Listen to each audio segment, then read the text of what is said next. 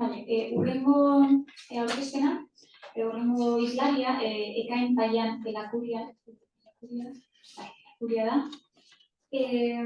Bera, Euskal Herriko Unibertsitateko Administrazio Zuzenbideko irakasle atxikia da, eta doktoretza osteko ikertzailea, Eusko Jaurlaritzako teknozientzia berriei aplikatutako gizarte eta lege zientzietako ikerketa taldean. Zuzenbide eta giza genoma katedra sareko kidea ere bada. Zuzenbidean nazioarteko doktorea, makina bat 2022an bikain laude aho batez, makina bat artikulu eta hitzaldi egin ditu bere ikerketa lanei buruz, bioetika, biozuzenbidea, giza hobekuntza, transhumanismoa eta neuroeskubidea. Gainera, 6 ikerketa proiektuetan parte hartu du, horietatik 3 nazioartekoak. Azkenik, zuzenbide eta giza genomako aldizkariaren erredakzio batzordeko kidea da. Nazioarteko eta Espainiako estatuko zenbait aldizkari indexaturen berrikuslea ere bai. Hortaz, Ekainek gaur aurkeztuko digun aurkezpenaren izenburua, Europa, Espainia eta EAEko animalien ongizateari buruzko iruzkin juridiko administratiboak, argiak eta ilunak, deitzen da. Ikusinean, Ekain? Kaixo arratsaldeon guztioi, mila esker lehenik eta bat aurkezpenagatik.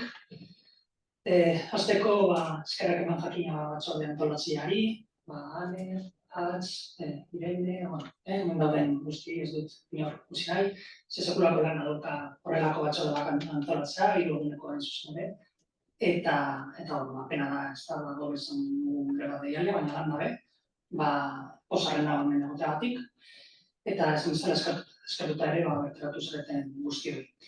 Gaurkoan, eta euskaraz egin moduan, gero jakina, alderak egiterakoan gaztean ez dituzue, ez da inolako arazoik egongo, edo martxan ere kontzepturen bat, edo konturen bat gaztean ez azaltzea arazoa balitz, arazoik ez, gelditu eta denbora daukaguz gero, horreko ertzatuta egingo bentzak. Nire hitzaldia horrengoan izango da zuzen ere, hainbat zertzelada juridiko eta etikoi buruzkoa, hain zuzen ere. Eta horretarako, Europako Batasuneko, Espainiako Estatuko eta Euskal Autonomia Erkidegoko zenbait izango ditut ardatz, eta esan bezala iruzkin batzuk egingo ditut, eta agerian jarriko dut nola, hain zuzen ere, aurrerapenak egin diren animalien babeserako, baina hori argien aldetik, baina ilunak ere egon badaudela. Hain zuzen ere, kontraesanak egongo direla batez ere, eta Franciscok ere bere hitzaldian horrela jarri du edo adierazi egin du, nola terminologia aldetik ez dagoela erabatekotasunik, gero horretan guztietan, eta badagoela zenbait ilun hain zuzen ere, animalien arteko babesari dagoen. Ez beraz, argiak eta ilunak, eta joan naz esan bezala, hain zuzen ere horiek horazte. Azteko, eta nolabait, ez da, gaiaren garrantziaren justifikazio moduan, gaur egun Espainiako Estatuan 30 milioi etxeko animali baino gehiago daude. Eta, hain zuzen ere, Espainiako Estatuan 57 milioi pertsona izan da, horrek esan nahi du, etxe bizitzen gehienetan badaudela etxeko animaliak deitzen diren terminologia horretan sartzen diren, katuak, txakurrak, eta beste. Europako Batasunean askoz gehiago dira, jakina, 27 izan da, 940 milioi animali inguru izango dirateke, horiek animaliak eta etxeko animaliak elikatzeko nazioarteko elkarte baten bitartez emandako datuak lagun izan da. Horietatik, hain zuzen ere Espainiako Estatuan dauden 30 milioi etxeko animali horietatik, iaren bat, 9 milioi baino gehiago, txakurrak dira. Eta hori garrantzitsu izan daiteke ze ikusiko dugun ezkero, hain zuzen ere 7/2023 Espainiako legean, eta baita ere Euskal Autonomia Erkidegoan, txakurrei babes berezia ematen zaie gainerako animaleekin merkatzen baitu. Beraz, gehienik txakurrak dira Espainiako etxebizitzetan daudenak. Eta, datu bitxi gisa eta gainera komunikabideek ez da, nien fakultate honetan ematen diz eskolak eta ziur beraiek agerian jarriko luketela, 15 urte baino adingabeak baino gehiago daude, ez zuzen ere animalien. Beraz, alde horretatik, 6 milioi aurre edo adingabe daude, urte baino gutxiagokoak direnak, baina orain joera da animali gehiago izatearen. Arrazoiak, askotarikoak dira, zuzen ere, izan daitezke, arrazoi ekonomikoak, hain zuzen ere, dakigunez, haur bat izateko baliabide ekonomikoak ezinbestekoak direlako, eta animali bat izateko nahiz eta jakina bertaritza zerbitzuak ere beharrezkoak diren, besteak beste, elikatzeko, baina ekonomikoki ezin dira parkatu, edo etxe bizitza aldetik, bai? Hain zuzen ere, konstituzioak bermatu egiten du etxe bizitza duenerako eskubidea, baina etxe bizitza handi edo eroso bat izateko zailtasunaren aurrean, agian ume batez, baina animali bat, arabekoa bat edo beste izan dezakegu. Arrazoi ere individualak, ez zuzen ere, norberak nahiago duelako, bere autua hori delako, ez zuzen ere, animali bat, etxeko animali bat izatea, haur bat izatea, baina historikoak, Francisco, ez zuzen ere jarri ditu agerian, eta ez naz horretan luzerko soziokulturalak ere bai, edo osasun arlokoak, ez zuzen ere, sedentarismoari aurre egiteko, edo gogoratzen badugu, ez da, horrein dela urrun ematen du dagoela, baina pandemia, ez da, gogoratzen dugu, iaia etxetik ateratzeko, ez da, norbiteko animalien bat, behar denuela, txakurren bat, eta horretarako bitartekoa ere bazen. Dena den, eta kontu.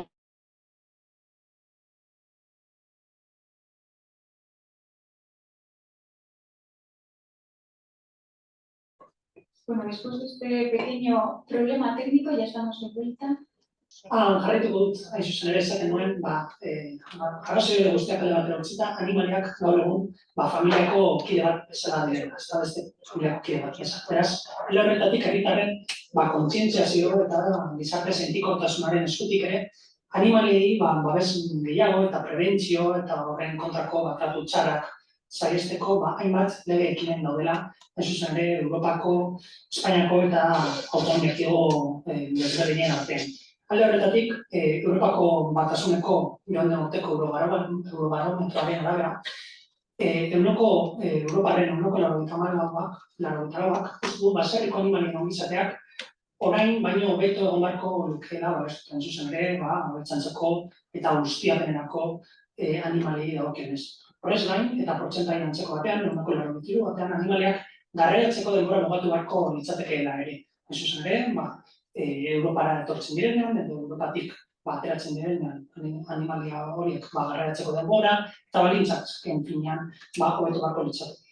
Hiru laurdenek, euneko 75, bere herrialdeko konpainia edo lagun egiteko animalien ongizatea babestaren alde agertzen dira, eta azkenean, euneko 80 uste zuten nekazaritza eta hazkuntza jarduerek oinarrizko baldintza etiko batzuk bete beharko dituzte. Beraz hor, agertzen da etika hitza, eta hori den zuzen ere, animalien dagokionez ikusiko dugun aurrerapenetako bat.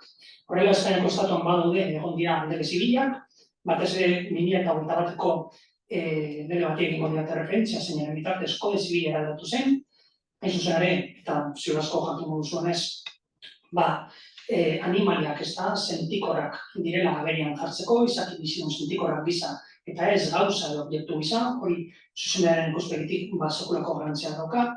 Penalak ere 2023ko lege baten bitartez zigor kodea eraldatu egiten duena, eta azkenik administrazioarekiko auzian jurisdikzioan ere, eta hori izango dira batez ere, nire itzaldiaren ardatz izango direna norbeteko konparaketa egiteko Espainiako estatuaren eta kasuanetan Euskal Autonomiakoaren arteko legeen artean.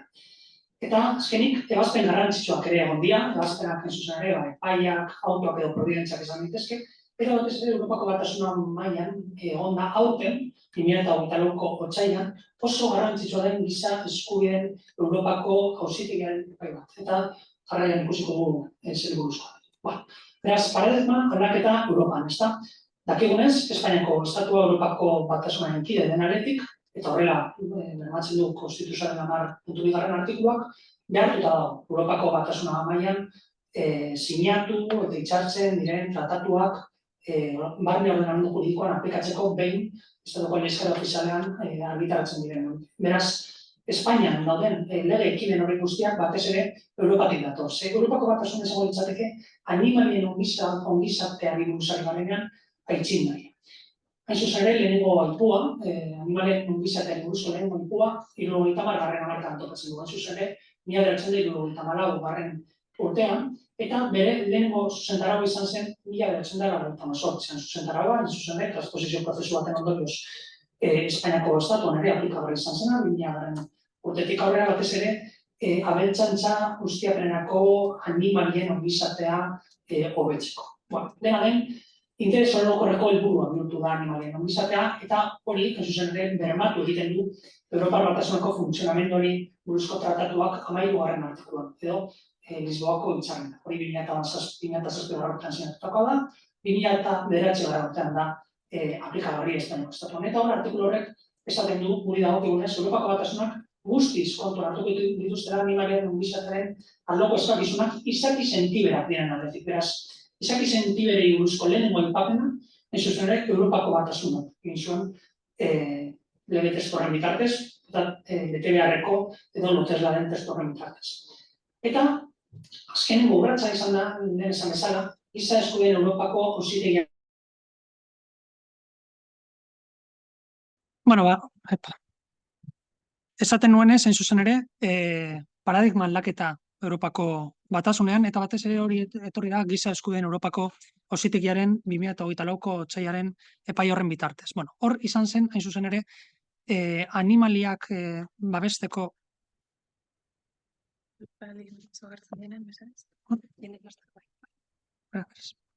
esaten nuen, hain zuzen ere, epai honetan gertatu zena zen,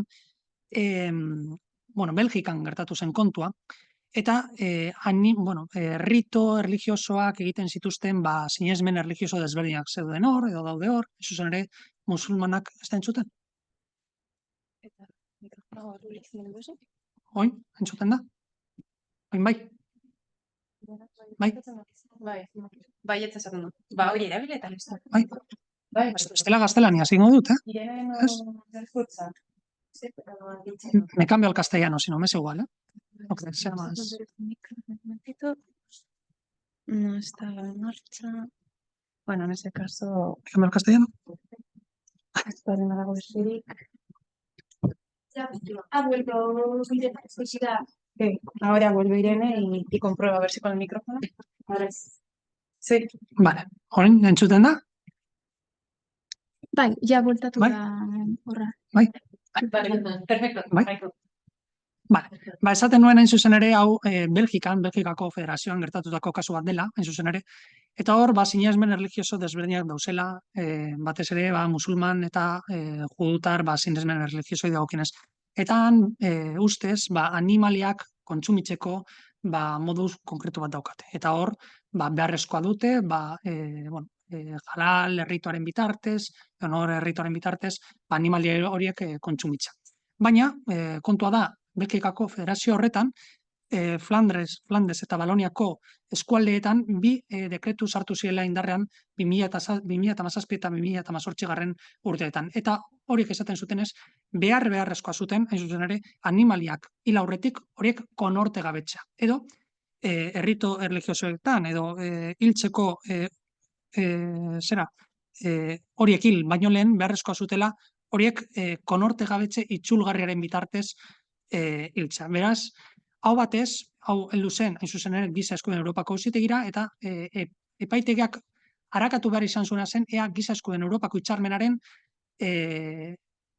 erlijio askatasuna, 9. artikuluan adurtzen den hori, eta diskriminazio ezarako printzipioa, 14. artikuluan biltzen den hori, giza eskubideen Europako hitzarmenaren baitan, urratzen diren edo ez.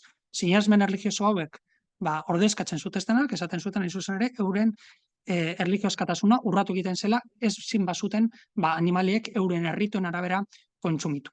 Eta hori, esan bezala aztertu egin zuen giza eskubideen Europako auzitegiak. Horretarako, 9. artikuluak hitzarmenean esaten du, 2. atalean, badaudela erlijio askatasuna mugatzeko hainbat ingurabar, edo hainbat baldintza, horiek onargarri egiten dituztenak. Eta bestak beste dira, ordena publikoa, segurtasun publikoa, osasun publikoa, gainerakoei edo beste herritar batzuei euren eskubide edo askatasunetan kalte egitea, baina hemen berrikuntza da giza eskubideen Europako auzitegiak kontzeptu juridiko bat hartu zuela morala publikoarena eta lotu egin zuela hain zuzen ere animalien eskubideekin. Eta hortxe jarri dizuet diapositibetan ikusten duzuen paragrafo hori non esaten da ezin dela ulertu moral publikoaren babesa gizabanakoaren giza duintasuna babestera bakarrik zuzenduta dagoela. Hau da, ezin dugu lotu. Morala publikoa bakarrik gizakien giza duintasunarekin, baizik eta animalietara ere edatzeko modukoa dela morala publikoaren kontzeptua. Beraz, kontzeptu evolutiboa edo aldatzen joaten den kontzeptua dela. Beraz, interpretazio zabala edo estentsiboa egin zuen auzitegiak. Eta esaten zuen ere, animalien babesa eta ongizatea, izaki sentikor gisa sustatzea, pertsona askok partekatzen duten balio morala ere badela. Beraz, hemen ere, etika eta balio moralaren kontzeptua ekartzen du giza eskubideen Europako auzitegiak. Gainera, ezen bakarrik auzitegi hau modu honetan adierazi, baizik eta aldez aurretik ere, Europako Batasuneko Justizia auzitegiak eta Belgikako Konstituzio auzitegiak ere hildo beretik aritu izan zirela. Beraz, animalion gizatearen babesa balio etiko bat zela jarri zute agerian, eta gizarte demokratikoko edo gaur eguneko gizarte demokratikoetan gero eta garrantzi handiagoa ematen zaiela in zuzen ere hori eta kontuan hartu behar zela erlijio sinesmenen kanpo adierazpenaren murrizpenak ebaluatzerakoan. Beraz, kasu honetan, erlijio askatasunak bazeuskala mugak eta ez bakarrik 9. artikuluak biltzen zituen horiek. Sinesmen erlijioso hauek defendatzen zituztenak esaten zuten berentzat diskriminazio zela batez ere eiza eta arrantzan ari zirenekin eta beraiek ezin zituztela kasu honetan haragia beste modu batean kontsumitu. Bueno, auzitegiak horren aurrean esan zuen beste toki edo erreali batzuetatik lortu alzutezla haragi hori eta gainera ez zutela egiaztatu behar bezala zein zen beraiei sortzen zaien kaltea. Bueno, finean, esan bezala, diskriminazio zaren testuinguruan, ez zela baliokidea baserriko animalien erritu sakrifizioekin. Bueno, eta azkenik, Europako Batzordeak animalien ongizateari buruzko proposamen berriak ere egin ditu orain dela hilabete gutxi batzuk, hain zuzen ere 2023ko abenduan. Animalia garraiatzeko, lehen esan bezala, animalien ongizatea eta trazabilitaterako, eta animaliak larrugintzarako estea eta horiek merkaturatzeko ere bai. Beraz, Europako Batasuna mailan esan bezala, aurrerapen nabaria. Espainiako estatuan, ere izan dira, lehen esan bezala Europako Batasunaren aurrerapen horien atzean, eta 17 autonomi erkidego eta 2 hiri autonomo ditugu, guztietan izango dugu animaliak babesteko araugintza. Oin, lehen sarreran esan duan bezala, zein da nolabait kolokan jarri daitekeen kontzeptua, hain zuzen ere, hori buruz edo horiek arautzeko hainbat termino desberdin arituko direla. Batzuk arituko dira animalien babesi buruz, beste batzuk arituko dira animalien ongizati buruz, eta azkenik beste batzuk, hain zuzen ere, Euskal Autonomia Erkidegoaren kasuan, etxeko animali edo konpainia animali buruz, edo animali lagunei buruz. Beraz, alde horretatik ez dago erabatekotasunik erabilitako kontzeptua. Lehenengoa, 1988koa da, Kataluniakoa hain zuzen ere, eta hortik aurrera, esan bezala, hainbat autonomia erkidegoetan. Zigor kodearen eraldaketa, lehenengoa 2003 urtekoa izan zen, eta hor, egin zen aurrerapena, zen, etxeko animaliak babesteko ez bakarrik falta gisa hartzea, orain destipifikatuta daude, baizik eta delitu gisa kontsideratzea edo ulertzea tratu txarrak. Eta, helduko gineatik egin zuzen ere, joan den urteko 2023ko lege organiko horretara, eta hor egin duena da, eraldatu beste behin zigor kodea tratu txarren arloan. Eta sartu duen edo argitaratu duen artikulu berri horren bitartez, animali ornodunak ere, ez bakarrik txeko animali horiek, baizik eta ornodunak direnak ere babestu egiten dira beren beregi. Noiz, baizik baldin eta lesioak eragiten bazaie edo heriotza sortzen bazaie. Eta albaitaritza tratamendu bat behar izango daute. Hau, gizakiekin erkatzeko beste bide bat da. Zigor zuzenbidean, hain zuzen ere, gizaki bati lesioak eragiten zaionean, lesiotzat jotzeko beharrezkoa da tratamendu mediko bat izatea. Hemen, horren beste egiten du animalien kasuan. Albaitaritza tratamendu bat behar da lesiotzat jotzeko. Zein da doktrinak batez kritikatu edo salatu egin duen kontua hemen? Hautabidez egiten duela bi motatako zigorren artean. Batetik espetxe zigorra eta bestetik isunak jarri ahal izatea. Beraz, epaiari ematen dio bide, edo espetxe zigorra esartzeko, edo isuna esartzeko. Eta, aplikagarriak diren printzipio juridiko guztiei helduta, proportzionaltasunarena esate baterako, orokorrean isunak izaten dira, isun penalak, hau da, espetxe zigor bihurtu egitezkenak izaten dira jartzen direnak. Beraz, alde horretatik salaketa. Horrela, helduko ginateke ere, beste lege arauketa batzuetara, 2007koa, lege animaliak zaintzeko, ustiatu, garraiatu, esperimentatu eta hiltzekoari buruzkoa. Bueno, eta batez ere, zuzenbide zibilari dagokionez hori izan zen aurrerakuntza garrantzitsua. Lehen esan bezala, izaki bizidunak, sentikorrak, animaliak izaki bizidun sentikorrak direla esaten duelako. Beraz, ja, alde batera edo baztertu egiten da animalien ulerkera objektu edo gauza gisa. Beraz, artikulu horretan, gauzen estatutu juridikoa gainditu egiten da, sentikortasuna duten izaki bizidunak izatera. Bueno, eta hori non agerikoa da, batez ere, dibortzio, banantzeta, deusestasun, edo eskontza deusestasun kasuetan. Batez ere, animalien zaintza partekatua ere aplikatu egiten delako jurisprudentzian edo epaitegietan. Hau da, bikote baten, animali baten, norekin geratzen den ebasteko, zaintza partekatua izaten da orokorrean, eta hori zen, batez ere seme-alabak tartean daudenean, orain animaliak, etxeko animaliak dauden bakoitzan, joera hori ere izango da. Eta areago, seme-alabak baldin badaude, orokorrean batera joango dira, bai seme-alabak eta bai etxeko animaliak. Zergatik, ulertu egiten delako, hain zuzen ere, seme-alaben garapenerako, euren garapen mentalerako, eta 10.1 artikulua biltzen duen garapen askeko eskubide hori bermatzeko, horrela jokatu beharko litzatekela. Eta hori ekartzen dizuet, hain zuzen ere, Bizkaiko entzutegi probintzialeko epai bat. Hain zuzen ere, hori aplikatu zuena dibortzio prozesu batean. Eta horrez gain, eta hau da, hain zuzen ere, berrikuntza bat, orain dela hilabete gutxikoa, hain zuzen ere, orain ere esarri egiten da alimentu pentsio bat izango balitz bezala. Hau da, ez da bakarrik ordaindu behar animali horrek dakartzan aparteko gastuak edo albaitaritza gastuak, baizik eta etxeko animali bat izatagatik hilero diru kopuru zehatz bat ordaindu egin behar dela. Hain zuzen ere, etxeko animali horrekin geratzen den pertsona horri. Eta, kasu honetan, epai horretan 40 eurokoa izan zen. Baina hau ez da, horrek ez du esan nahi, beti 40 euro izan behar denik. Bai, kasu honetan izan zen 40 euro, hor epaiak erdibideko tartea hartu zuen, kasu honetan emakumeak 50 euro eskatzen zituen, eta gizonezkoak 30 eskatzen zituen. Beraz, beste barik hemen garrantzitsuna da, diru kopuru finko bat esarri egiten dela, seme-alabekin gertatzen den bezala, alimentu pentsio bat izango balitzen bezala. Eta orain ere, bizita erregimena aitortu egiten du Bigoko lehen auzialdiko epaitegi batean bitartez. Beraz, ikusten duzuenez, seme-alabekin eta seme-alaben erregimenarekin hainbat parekotasun daude animalien eta etxeko animalien erregimen juridikoari dagokionez. Eta horrela helduko ginateke, hain zuzen ere, 7/2023 lege horretara. Hain zuzen ere, Espainiako estatuan animalien ongizateri buruz ari garenean, aplikagarri den lege amankomun horretara.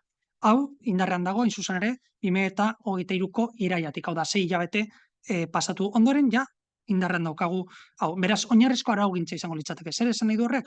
Autonomia erkidegoek lege hau garatu, hobetu eta aplikatu edo betearazi beharko luketela. Beraz, nolabaiteko orientabidetzat hartu beharko genuke, bai?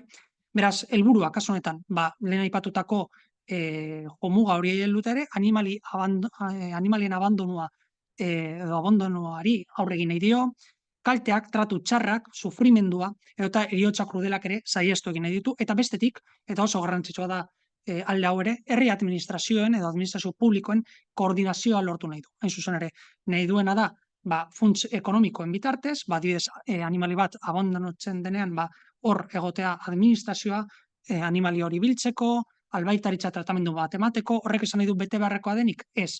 Administrazio horrik ez du zertan, edo administrazio guztiek ez dute zertan horrelako zerbitzurik eman, baldin eta horretarako bitartekorik ez badaute, bai, baina horretarako badaude gaineko administrazioek, izan dezaketen aukerak. Bueno, aplikazio esparrua. Hau da, zeinei aplikatzen zaio lege hau, printzipioz lagun animaliei edo konpainia animaliak direnei, eta itxian ez hasitako animali basatiei aplikatu egiten zaie. Bakarrik horrek esan nahi du, hainbat animali lege honen aplikaziotik kanpo geratzen direla. Horietako batzuk lehengo itzaldian ere atera izan dira. Beraz, zezenak esate baterako, tauromakiaren babesaren aldetik, hain zuzen ere horri buruzko hainbat lege daude Espainiako estatuan, zezenen tratamendua bereziki babestu egiten dutenak, eta alde horretatik badago konstituzio auzitegiaren epai bat, eta horren arabera, 2016 urtekoa, eta horren arabera, ondare kultural inmaterialtzat egiten dira zezenak. Beraz, alde horretatik, kasu horretan, Balear Uharteko beste kasu batean, 2018 urteko beste epai batean, hain zuzen ere, zezenen kontrako lanzamenduak saiesteko, hor epaitegiak, konstituzio auzitegiak esan zuen hori, Estatu zentralaren eskumen esklusiboa dela. Hain zuzen ere, 149.2 artikuluak esaten duelako, kulturaren baitan, Espainiako estatuaren kultura garatzeko edo arautzeko eskumenaren baitan egin behar duela eta ez autonomi erkidegoa. Beraz, zezenak kanpo geratzen dira, ustiapenerako edo abeltzaintzarako erabiltzen diren animaliak ere kanpo geratzen dira, ikerketa zientifikorako ezten direnak kanpo geratzen dira, askatasunen bizi diren basatiak ere bai, eta azkenik, eta hau ere oso polemikoa izan da, eiza zein laguntza edo polizia txakurrak ere. Euskal Autonomia Erkidegoko legean, geroago ikusiko dugunez, hauek bai babesten dira, beren beregi. Beraz, ja beste kontraesan bat izango du, eta hori adibide bat baino ez da, hau da, 17 lege autonomiko ditugulako. Beraz, gerta daiteke Espainiako lege honetan animali batzuk babestea, eta autonomi erkidegoek guztiz bat ez egitea babestutako animali hauekin. Beraz, hala ere, badira ere animali basatiak dituzten zirkuak eta oilo borrokak horiek debekatu egiten dira. Beraz, muga horiek bai agertzen dira. Horrez gain, animaliak, eta zenbait zertxela da komentatuko ditut besterik gabe legean agertzen direnak, animaliak ikuspenik gabe egoteko gehieneko epe bat finkatu egiten du. Hau da, etxeko animaliak edo konpainia animalia horiek ezin dira 3 egun baino gehiago bakarrik egon. Oin, txakurren kasuan 24 ordura mugatu egiten da. Eta hor, planteatzen duan galdera da, txakurren beharrezan bereziagatik da hori, edo nolabait legegileak, Espainiako legegileak egiten duena da, erkatu edo hurbildu txakurren erregimen juridikoak gizakien araubide juridiko horretara. Ikusiko dugunez ere, Euskal Autonomia Erkidegoan ez du bat egiten. Txakurrak ezin dira 12 ordu baino gehiago bakarrik egon. Eta gainerako animalien kasuan, egun oso bat. Beraz, epeak mugatuagoak dira Euskal Autonomia Erkidegoan, Espainiako estatuan baino. Alde horretatik, geroago esango duanez, bermatzaileagoa dela esan daiteke Euskal Autonomia Erkidegoko legea. Ohartarazpena, hau oso komunikabideetan agertu zen, Bigon, hain zuzen ere, txakurra lotuta zuen pertsona fisiko bati, edo jabe bati, izuna jarri ziotela. Bueno, ez zioten izuni jarri, baina bai ohartarazpena egin ziotela. Hau da, bide publikoan txakur bat lotuta ustegatik bien bitartean, erosketak egitera joaten zen bitartean, hori zehatzeko modukoa zela. Hau da, izun administratibo bat jartzeko modukoa zela. Eta hor, zalantzagarri izan daiteke tratu txarri dagoen edo ez. Hemen ere, kasuz kasu aritu beharko genuke. Ez da gauza bera, 2 edo 3 ordu, edo ordu bat, ez dakit. Lotuta ustea, edo minutu pare bat, edo minutu bat, ez dakit, esnea erosteko. Hor, ez mesala kasuz kasu, baina bai, ohartarazpena jarri zioten, eta 500 eurotik 10.000 euro arteko administrazio izuna jarri zioten lege hau aplikatuta. Beste bat, konpainia animalien adopzioa sustatu egiten du, batez ere animali abandonatuen kasurako. Eta salmenta bakarrik hazkuntzako profesionalek egin dezakete. Hau da, ezin da interneten bitartez animalien salmentarek egin, edo sare sozialen bitartez, beraz, bakarrik animaliak ezten dituzten profesionalak, euren erregistro zenbakiekin, eta euren berme guztiekin egin beharko dira. Animalien nahitaezko esterilizazioa ere agindu egiten da, batez ere katuen kasuan, 6 hilabetetik aurrera, eta uduen kasuan ere. Beti ere, animali horiek eman baino lehen, beraz, behar izan gisa arautu egiten du Espainiako legeak. Horrez gain, animali osasuntsuen kasuan eutanasia debekatu egiten da. Hain zuzen ere, segurtasun, beti ere, betikoa segurtasuna, edo osasun publikoko arrazoi finkaturen bat, edo denboren bat baldin badago, edo biodibertsitateari kalte egin albadio, eta areago animaliak babesteko herriguneetan lekurik ez dagoenean. Hau da, administrazioek, lehen esan bezala, animaliak babesteko herriguneak izan behar dituzte. Hori legeak agindu egiten du. Horrez gain, txakurren titular berriak doako prestakuntza ikastaro bat egin behar dute, eta berariazko erantzukizun zibileko poliza edo aseguru bat kontratatu behar dute. Baina bakarrik txakurreko titular direnek. Beraz, beste behin, zalantza. Berdintasun printzipioa, kasuetan animalien arteko berdintasun printzipioa urratu egiten da. Hau da, zergatik ez da gainerako animalietan ere nolabaiteko kurtsoren bat. Ez da, egitera bideratzen, adibidez, txakurra izateko eta katu bat izateko desberdinak dira. Bibiak izan beharko lituzketen bete beharrak edo betekizunak. Dena den txakur guztiek balizko arriskutsutasun bera aldute. Hau da, maila berean kokatuko genituzke euren tamaina eta arriskutsutasunaren arabera. Gainerako konpainia animaliek ez dute kalteren bat pairatzeko edo eragiteko arriskurik polisa horri dagokionez, hain zuzen ere. Eta zein da agindu horiek ez betetzeagatik legeak biltzen duen ondorio juridikoa. Ez da esaten, bai? Etxeko aseguraren balioa ez izatea. Lehen, printzipioz, etxeko aseguraren baitan txakurrak sartuta egongo ziren. Lege honen arabera hori ez da posible. Polisa berariazko bat izan beharko litzateke animaliak egiten dituen kontu guztiak bermatu ahal izateko. Baina legeak beste behin ez du esaten zein den polisa horren balintzak edo ingurabarrak, ez du esaten zenbatekoa izan behar den kantitate ekonomiko hori. Eta hori erreglamendu baten bitartez garatuko dela esaten da. Momentuz, lege indarrean dago eta erreglamendua ez dago. Horretarako 2 urteko epea egongo da, egia da hauteskunduak egon direla eta nolabait kolokan geratu direla ekimen hau, baina momentuz hau ez dago inon erreglamendu hori. Horrez gain, zaurgarriak diren pertsonen gaitasun ekonomikoari buruz zer? Hau da, eskaleen kasuan adibidez. Animalearen abandonua esango lukete aukera gisa, edo adopzioan eman beharko lukete, edo zer gertatzen da legea betetzen ez badute. Animaliak kendu alzaie, hain zuzen ere, euren zaintzeko bete beharrari eltsagatik, zehapenak, ze bitarteko, ze hirumotatako zehapen biltzen ditu legeak. Zehapenak izan daitezke administrazio zuzenean beti bezala, arinak, larriak edo astunak, eta oso larriak edo oso astunak. Eta hor, 500 eurotik 10.000 eurora, 10.000 bat eurotik 50.000 eurora, eta 50.000 bat eurotik 200.000 eurora arteko isunak bildu egiten dira. Beti ere, esan bezala, isun administratiboak. Eta Euskal Autonomia Erkidegoan zer? Esan bezala, hau da 2022koa, beraz, Espainiakoa baino urte bete lehenagoakoa, nahiz eta publizitate askorik ez duen izan, eta askok Euskal Autonomia Erkidegoan ere, hau indarrean dagoela ez jakin, babes ematen diez bakarrik ohiko etxeko animaliei, baizik eta, esan bezala, eiza zein poliza txakurriei ere, baina zaldiei, hauntzei eta ardiei ere. Hau da, abeltxantzan, edo abeltxantza ustiapenerako erabiltzen diren animali horiei ere babesa ematen die.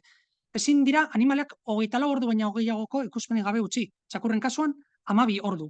Erantzukizun zibileko aseguruari dagokionez esaten du aseguru bat kontratatu behar dela, espeziak edukitzeko. Kasu honetan ez da txakurri buruzari, baizik eta edozein espezie.